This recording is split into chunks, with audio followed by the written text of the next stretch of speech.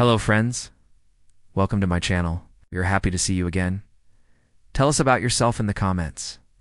Once upon a time, deep in the countryside, nestled among rolling hills and whispering cornfields, there was a cozy little farmhouse.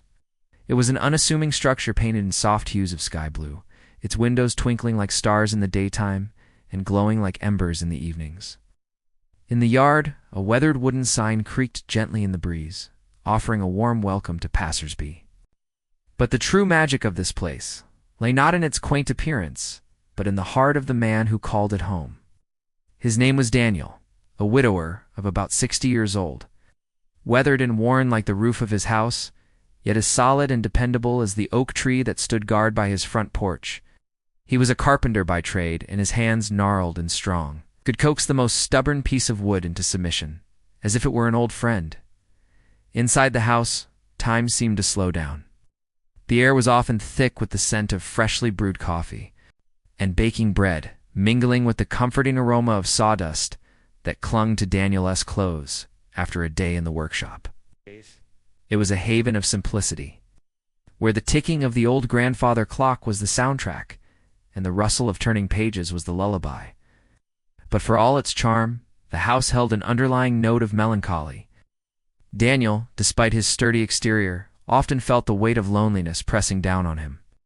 His wife, Martha, had passed away 3 years ago, and the silence left in her wake echoed louder than any storm. He missed her gentle touch, her hearty laughter, and the way she used to hum old tunes while knitting by the fire. The nights were especially long. The crickets outside would chirp their incessant tunes, and the old house would creak and groan as if sharing its owner's solitude. Daniel would often find himself lost in memories, the good times, the bad times, and the precious moments that had slipped through his fingers like grains of sand. But even in the depths of his quiet despair, Daniel's spirit refused to break. He was a man of routine, and his days were filled with purpose. He tended to his garden, feeding the birds and chasing away the squirrels that tried to steal his prized tomatoes. He read books, not just for pastime, but to educate himself further. And he spent countless hours in his workshop, crafting beautiful pieces of furniture that were as functional as they were aesthetically pleasing. Each morning when he awoke, Daniel would look up at the bright blue sky and thank God for another day. He might be alone, but he wasn't broken. And he knew as long as the sun rose and set, life went on. So Daniel lived his quiet life, finding solace in the rhythm of the seasons, the warmth of the sun on his skin, and the satisfaction of a job well done. But fate had a different plan for him, a plan that would shatter the tranquility of his life and force him to confront the deepest recesses of his heart. One evening, as dusk painted the sky in hues of purple and orange, a violent storm rolled in. Rain lashed against the windows, and the wind moaned like a hungry wolf.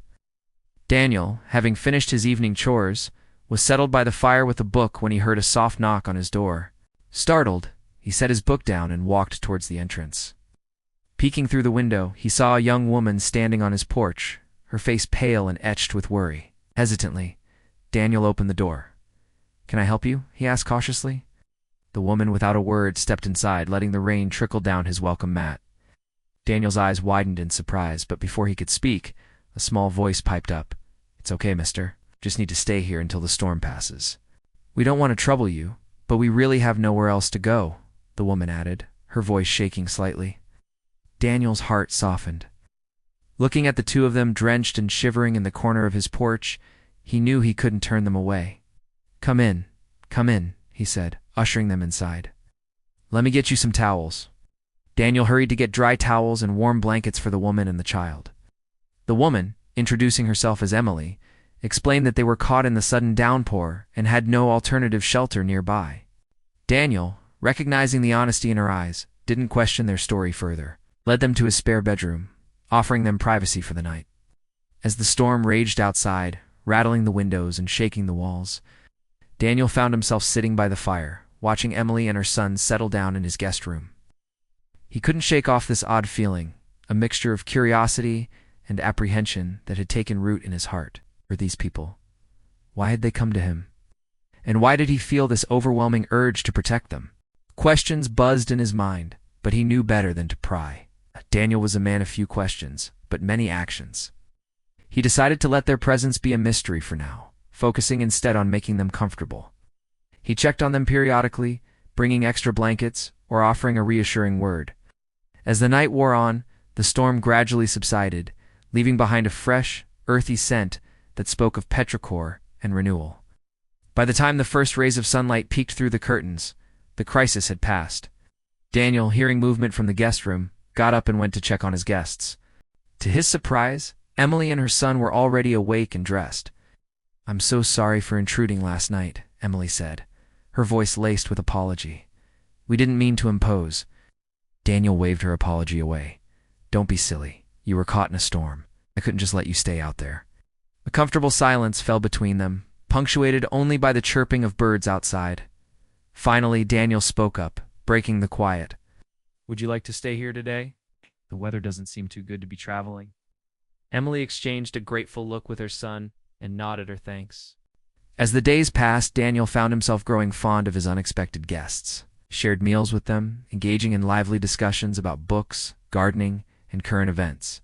He watched Oliver, full of childish glee, explore the nooks and crannies of his house and yard. But amidst the newfound joy, a nagging question lingered in Daniel's mind. Why did Emily and her son keep referring to him as Mr. Daniel?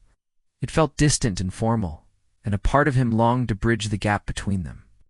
One evening, as they sat around the dinner table, Daniel decided to address the issue head-on. "Emily Oliver," he began, his voice a bit uncertain, "I think it's about time we drop the formality. Call me Daniel. It's what my friends call me."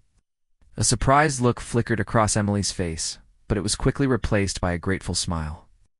"Thank you, Daniel," she said warmly. "That would be nice." From that moment, there was a noticeable shift in their interactions. Laughter echoed more freely in his house. They swapped stories, shared dreams, and talked about everything and nothing. Daniel felt a connection with them that he hadn't anticipated.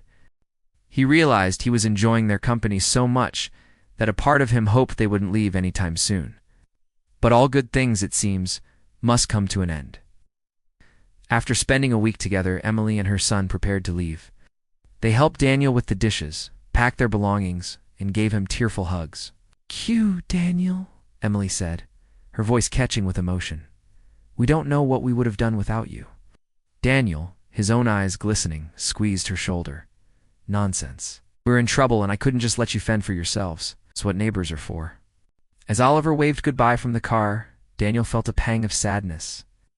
He had grown fond of the boy's infectious laughter and inquisitive nature.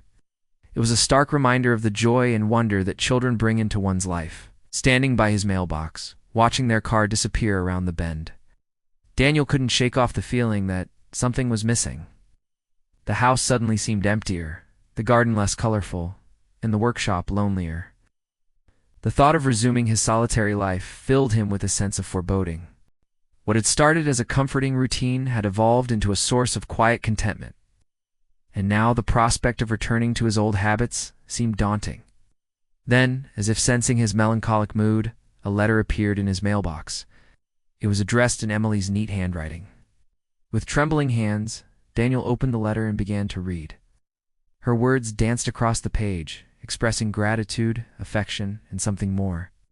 It was an invitation to visit them, to become an integral part of their lives.